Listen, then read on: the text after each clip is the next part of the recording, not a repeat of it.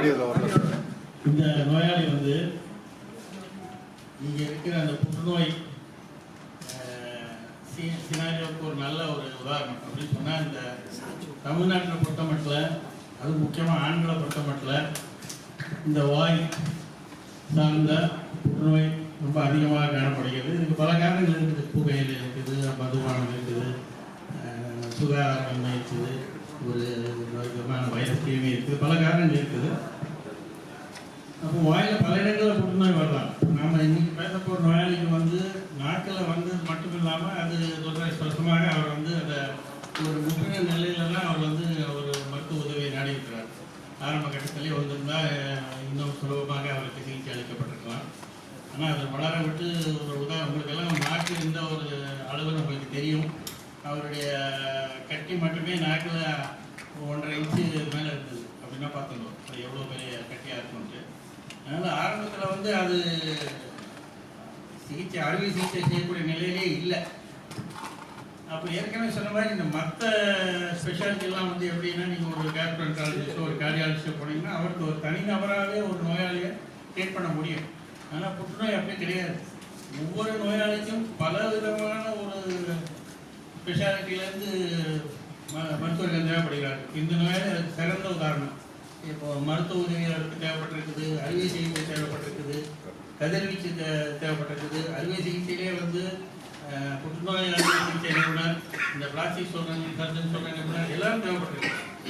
So இது வந்து படிப்படியாக ஒவ்வொரு பேஷண்ட்டுக்கு சார்ந்த மாதிரி இந்த பேஷண்ட்டை பொறுத்தவரைக்கும் ஆரம்பத்தில் ரொம்ப முட்டை இருந்ததுனால மருத்துவ ரீதியாக அவருக்கு சிகிச்சை அளித்து அந்த கட்டியுடைய அளவை குறைச்சி அதுக்கு மேலே அறுவை சிகிச்சை செய்கிற ஒரு நிலைமை உருவாக்கி அறுவை சிகிச்சை செய்து அதற்கு பிற்பாடு கதிர்வீச்சு கொடுத்து இந்த நோயினாலேயும் இந்த பல சிகிச்சை அளித்ததுனால அவருக்கு வந்து பேச்சு திறமையில் கட்டுப்பாடு இருந்தது, உணவு உண்பது கட்டுப்பாடு இருந்தது. இதெல்லாம் கூட சரி செய்து அதற்குண்டான சிகிச்சை அளித்து இன்றைக்கே அவர் ஒரு நல்ல நிலையில் இருக்கிறார் என்றால் எந்த அளவுக்கு ஒரு மல்டி டிசிப்ளினரி ஏற்கனவே சொன்ன மாதிரி எல்லாருடைய உழைப்பும் ஒத்துழைப்பும் ஒரு நோயாளி மீது ஒரு சரியான விதத்தில் நம்ம ஒருவருக்கொருவர் நாங்கள் பேசிக்கொண்டு இதை எந்த ரீதியில் செய்ய வேண்டும் என்று தீர்மானித்து செய்தனால் இன்று அவர் ஆரோக்கியமாக இருக்கிறார் என்பதை ஒரு எடுத்துக்காட்டாக தான் சொல்கிறோம். ஒரு 15-20 வருஷம் முன்னாடி வந்தால் இது கொஞ்சம் செய்ய முடியாது என்று சொல்லியிருப்பார்கள். அப்படியே மேலே இருக்கிற காலம் வரைக்கும் வரியை குறைக்கலாம், அதுக்கு மேலே ஒன்றும் செய்ய முடியாதுன்னு தான் சொல்லியிருக்கலாம். ஆனால் இன்று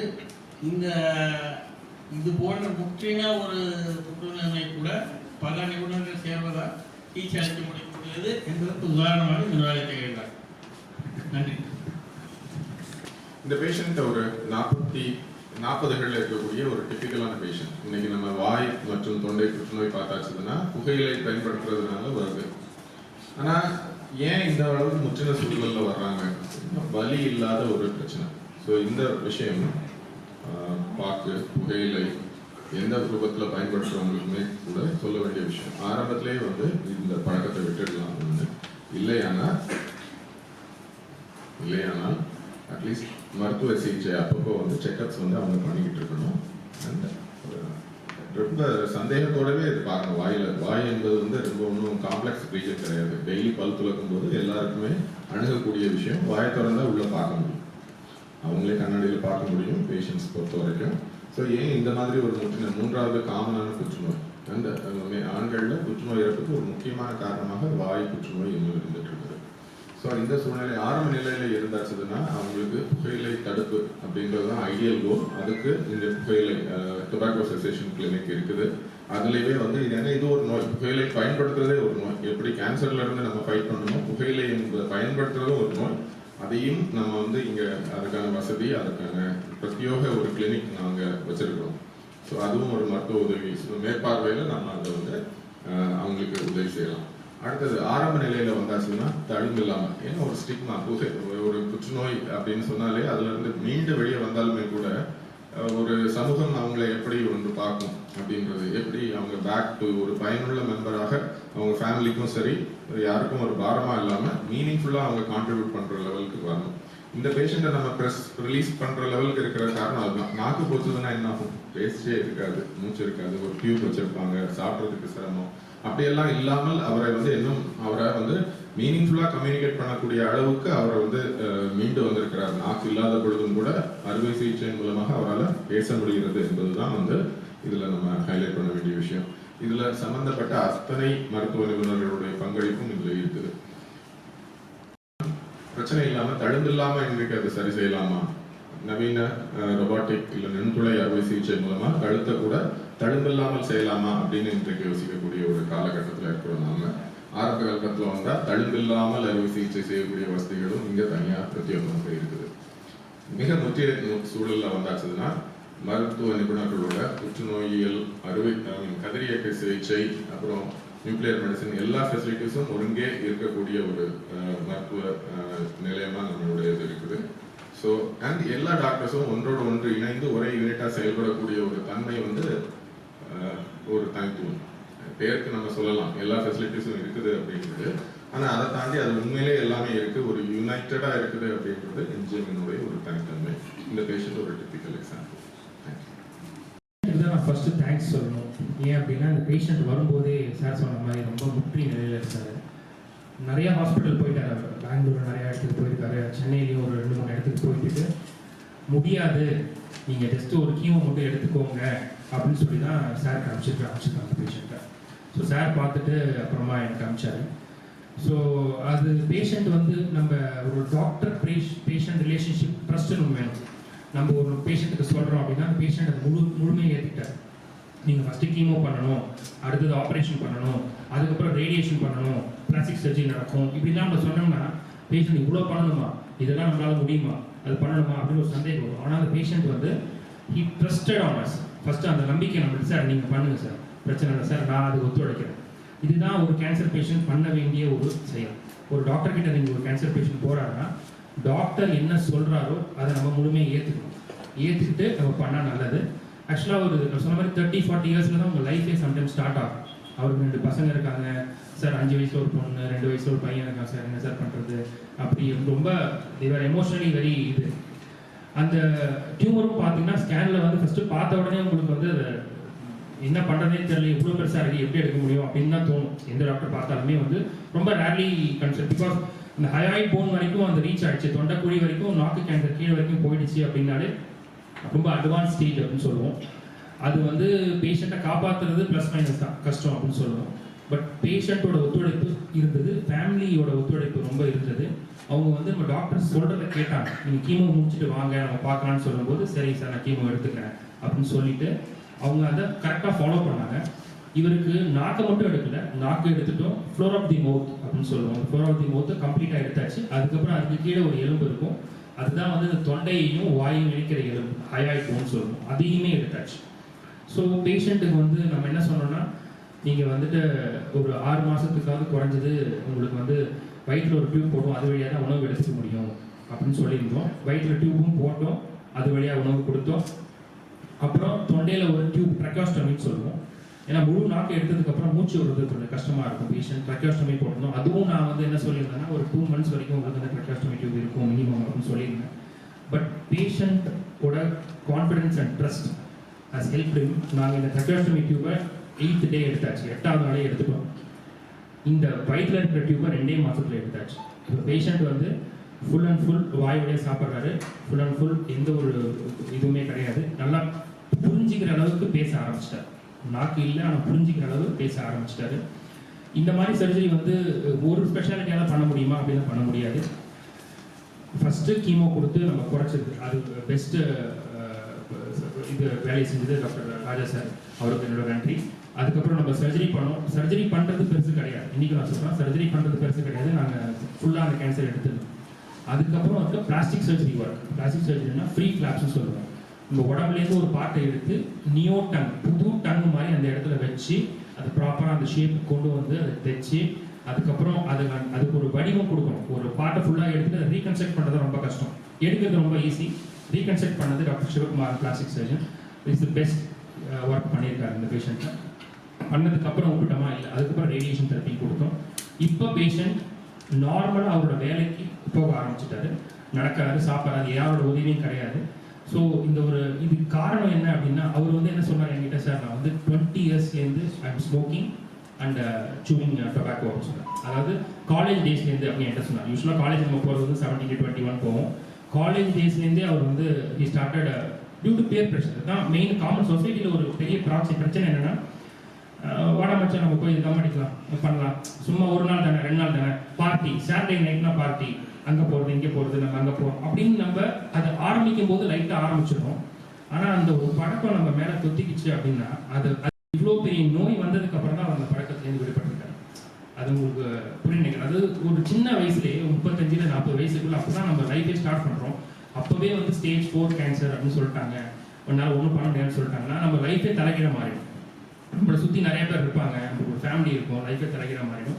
அதனால இந்த இந்த இந்த ஸ்மோக் பண்ணுறது, இந்த இந்த கூலிப்பன் போடுறது, அதுக்கப்புறம் இந்த இதை வச்சுட்டு தூங்குறது, அது மட்டும் இல்லாமல் நிறைய பேர் என்ன பண்ணுறாங்க, டொபாக்கோ சூ பண்ணுறதோட சேர்த்து ஆல்கஹாலும் குடிக்கிறாங்க. ரெண்டுத்தையும் ஒரே டைமில் பண்ணுறாங்க. அது ரொம்ப டெட்ரிமெண்டல் எஃபெக்ட் கிரியேட் பண்ணும்.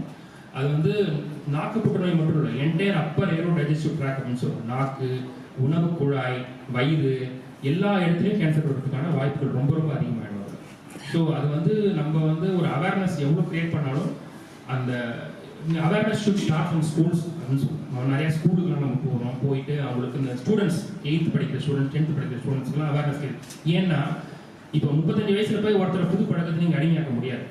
ஆனால் படிக்கிற பையன் 13 வயசு 16 17 டீனேஜ் சொல்லுவோம் இல்லையா, அவன் அதில் வந்து is very susceptible for a new addiction or new thing.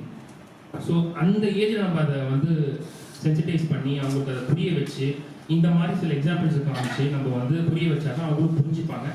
நீங்கள் என்னதான் வந்து சிகரெட்டோட விலையை ஏற்றினாலும் சரி, ஆல்கஹாலோட விலையை ஏற்றினாலும் சரி, ஒரு செல்ஃப் அவேர்னஸ், ஒரு செல்ஃப் டிசிப்ளின் ஒரு மனுஷனுக்கு இல்லைன்னா அவனால் வந்து இந்த பழக்கத்துலேருந்து வெளியில் வர முடியாது. நீ எவ்வளோ விலை ஏற்றினாலும் வாங்குவாங்க, அதுதான் பிரச்சனை இங்கே. ஸோ அதனால் நம்ம வந்து we should know when to see our children properly. எப்போ நம்ம டீனேஜ் படிக்கிறவங்களாம் ப்ராப்பராக பழக்கத்துக்கு அடிமையாக பார்த்துக்கணும். அப்படி பழக்கத்துக்கு அடிமையாயிட்டாங்கன்னா சார் சொன்ன மாதிரி ரீஹபிலிட்டேட்டிவ் இதுக்கு கொண்டு போய் அவங்க அந்த பழக்கத்துலேருந்து விடுவிக்க வைக்கணும். அது மட்டும் இல்லாமல் ப்ரெசன்ட் டே சினாரியோட no stage of cancer is not treatable. க்யூரபிள்னு சொல்லலை, நாட் ட்ரீட்டபிள். எல்லா ஸ்டேஜ் ஆஃப் கேன்சரும் still you have a treatment option. Stage 4 sir உடம்பெல்லாம் பரவிக்குன்னு சொல்கிறாங்க சார், கேன்சர் முடியாதுன்னு சொல்கிறாங்க sir, still it is treatable. Treatable science has progressed to such an extent that no patient is not treatable in a cancer. So எல்லாத்துக்குமே treatment இருக்குது science மூலமாக. அதனால் doctor சொல்கிறத நீங்கள் கேட்டுக்கோங்க. டாக்டர் சொல்கிறத நீங்கள் அதை உள்வாங்கிட்டு அதை நீங்கள் ப்ராப்பராக பண்ணாலே உங்களுக்கு 50% ட்ரீட்மெண்ட் சக்ஸஸ் ரேட் இருக்குது. Different modality, multi modality treatments, அதுக்கப்புறம் நம்ம கொடுக்கக்கூடிய ரேடியேஷனோ கீமோதெரப்பியோ எல்லாமே சேர்ந்து உங்களுக்கு ரெஸ்ட் 50% சக்ஸஸ் ரேட் வரும். நீங்கள் டாக்டர் சொல்கிறத கேட்க ஆரம்பிச்சிட்டிங்கனாலே 50% of treatment is done in cancer பேஷண்ட்னு நீங்கள் புரிஞ்சிக்கலாம். ஸோ நான் முதல்ல அந்த பேஷண்ட் நன்றி சொல்கிறேன். ஏன்னா அந்த patient not a single time you resisted, sir இவ்வளோ பண்ணணுமா, என்னால் முடியுமா, அதெல்லாம் சார் நீங்கள் கோ ஆகிட் சார், நான் வில்லிங் டு, அவர் தனியே என்னை ஒப்படைச்சிட்டார், நீங்கள் போங்க சார், நீங்கள் பண்ணுங்கன்னு சொல்லிட்டாரு. அதனால் நம்ம பண்ணோம், இஸ் ஃபைன். அந்த சாட்டிஸ்ஃபேக்ஷன் தான் நம்மளுக்கு வேணும். So thanks for all the multidisciplinary team which who made this patient as a success. Thank you. சும்மா சொல்லணும்னா லோக்கலி அட்வான்ஸ் அப்படின்னு சொன்னால் ஆரம்ப கட்டத்தில் வராமல் கொஞ்சம் வளர விட்டு வந்த ஒரு கேன்சரை வந்து பல ரீதிகளில் மருத்துவ ரீதியாக, அறுவை சிகிச்சை ரீதியாக, கதிர்வீச்சு ரீதியாக பல முறைகளில் ஒன்றுக்கு பின் ஒன்று கொடுத்து படிப்படியாக அவரை குணப்படுத்தி அவர் இழந்த அந்த பேச்சு திறமை, முழுங்கும் திறமை இதையெல்லாம் கூட சரி செய்து இன்று நல்ல நிலையில் இருக்கிறார். இதுதான் அவருடைய இந்த 6 to 8 மாதம் உள்ள பயணம்.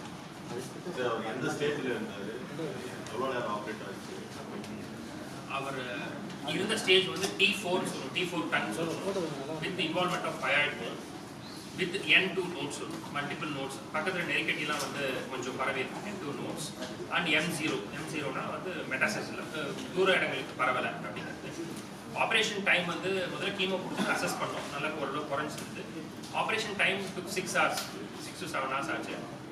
ஸோ ஃபஸ்ட்டு 3 hours வந்து அப்ளேட்டிவ் சர்ஜரி அப்படின்னு சொல்லுவோம், அதாவது முழு நாக்கையும் எடுக்கிறது, ப்ளஸ் அந்த ஃப்ளோர் ஆஃப் தி மவுத், நாக்கு கீழே இருக்கிற தசைகள் எல்லாத்தையும் எடுக்கிறது, ப்ளஸ் அது கீழே போயிட்டு ஹயாய்ட் போன் அதையும் எடுக்கிறது, தொண்டைக்கு மேலே இருக்கிற ஒரு எலும்பு ஹயாய்ட் போன் அதையும் எடுக்கணும், ப்ளஸ் லிம்ஃப் நோட் டிசெக்ஷன்ஸ் பைலேட்டர், 2 பக்கம் ஒரு ஃபுல் நாக்கிங் வராது, 2 பக்கம் இருக்கிற கழுத்தில் இருக்கிற 2 பக்கம் இருக்கிற நெருக்கட்டியும் வந்து நம்ம ஃபுல்லாக எடுக்கணும். லெவல் 1 to 5 ஃபுல்லாக எடுத்தாச்சு. எடுத்ததுக்கப்புறம் அது ஒரு 3.5 மணி நேரம் ஆச்சு. அதுக்கப்புறம் ஒரு 3 மணி நேரம் வந்து பிளாஸ்டிக் சர்ஜரி. பிளாஸ்டிக் சர்ஜரி அப்படின்னா அவருடைய தொடையிலேருந்தே ஒரு சதையை எடுத்து அதை நாக்கு மாதிரி வந்து ஃபார்ம் பண்ணி அதை அந்த இடத்துல வச்சு தைச்சிட்டு அந்த சதைக்கான ரத்த பிளட் சப்ளை வந்து கழுத்தில் இருக்கிற ஒரு ஒரு வெசல்லேருந்து எடுத்து அதை ஜாயின் பண்ணுறது தான் பிளாஸ்டிக் சர்ஜரி. ஸோ அது டக் டுக் 3.5 hours. அப்புறம் ட்ரக்கியோஸ்டமின்னு சொல்லுவோம் இந்த பேஷண்ட்டுக்கு. ட்ரக்கியோஸ்டமி பெக் டியூப்னா வயிற்றில் ஒரு ஓட்டை போட்டு அது வழியாக டியூப்பில் போட்டு, ஏன்னா சாப்பிட முடியாது பேஷண்ட்டோட ஆப்ரேஷன் பண்ண உடனே. ஸோ அந்த டியூப் போட்டு அது வழி ஆகாரம் கொடுத்து மூச்சு விடுறது, பேஷண்ட் மூச்சு விடுறதுல ட்ரக்கியோஸ்டமின்னு சொல்லுவோம். அந்த மூச்சு விடுறது அதையும் போட்டு அப்புறம் ஐசியூவில் இருந்தார் 2 days. 3rd day we transferred to ward. And by 10th day he got discharged. 10th 11th day he got discharged. And by 3 months he is normal work now after radiation everything. And last follow up 10 days munadi he is fine, disease free. He is able to talk, he is able to eat by his own mouth, and he is able to swallow everything. So this is the course of the patient as well. சரி, வந்து என்ன patient age எப்படி வந்தார்? நான் இன்னும் இதுவரை சொல்லணும்னா காம்ப்ளிகேட்டடான ஒரு விஷயத்தை டிஸ்கிரைப் பண்ணுறதுக்கு it is not rocket science அப்படின்னு சொல்லுவாங்க. ஒவ்வொரு பேஷண்ட்டும் ஒரு பிரச்சனையோட வரக்கூடிய ஒரு பேஷண்ட் என்பது ஒரு பசல். அதை தனிப்பட்ட ஒருத்தரால் தீர்வு பார்க்கறது வந்து சில நேரங்களில் சிரமம். முடியாது, இது ஒன்றும் செய்ய முடியாதுன்னு சொல்கிறாங்கன்னா தனிப்பட்ட ஒருவரால் முடியாது.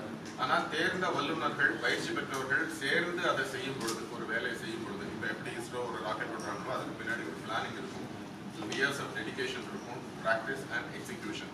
இந்த சர்ஜரியுமே கூட இந்த என்டையர் ட்ரீட்மெண்ட்டும் கூட அந்த மாதிரியான ஒரு கம்பைன்டு ஒரு எஃபர்ட்டினுடைய ரிசல்ட்டை தான் நம்ம பார்க்கணும். அதில் ஒரு முக்கியமான இன்க்ரீடியன்ட் பார்த்தீங்கன்னா patient and is family members also. இந்த இடத்துல தான் திருப்பி சொல்றது, பல பேர் இது ஒரு கஷ்டமான பயணம், இது வந்து சரி செய்ய முடியாத ஒரு நோய் அப்படின்னு 2 இடத்துல சொன்ன உடனே அதை அப்படியே விட்டுட்டு ஒத்துக்கிறாங்க. Giving up too early is a problem. ஆரம்பத்திலேயே வந்து இதை முயற்சியே செய்யாமல் வந்து இது ஒன்றும் செய்ய முடியாதுன்னு சொல்லிட்டாங்க, இங்கே என்னால் இதை பண்ண முடியாது. ஆனால் கேன்சரை பொறுத்த வரைக்கும் அது உடம்புக்கு பண்ணுறதோட மனதுக்கு பண்ணக்கூடியது ரொம்ப ஜாஸ்தி. அது ஒரு மனநோய் அப்படின்னே சொல்லலாம். புகையிலை பழக்கமும் ஒரு மனநோய், கேன்சர் ஒரு மனநோய். மொத்தத்திலே நம்ம வந்து கூடி வாழ்ந்தால் கோடி நன்மைன்னு சொல்ற மாதிரி ஊர் கூடி பேர் எடுக்கிறதுன்னு எல்லாம் சொல்ற மாதிரி தனிமையாக இந்த இடத்துல தான் ஒரு சோஷியல் பியர் ப்ரெஷர் பற்றி சொன்னார் டாக்டர் பேசும்பொழுது. மக்கள் ஒன்றுக்கு ஒன்று எந்த ஒரு சூழ்நிலையிலையும் ஒருத்தருக்கு ஒருத்தர் உதவி பண்ணி அதை நம்ம இந்த இடத்துல நான் என் பார்வையில் பார்க்கறதுக்கு பலர் சேர்ந்து வந்தாங்க, பேஷண்ட்டும் சேர்ந்து வந்தாரு, எல்லாரும் சேர்ந்து ஒரு வேலையை செய்து முடிச்சாங்க.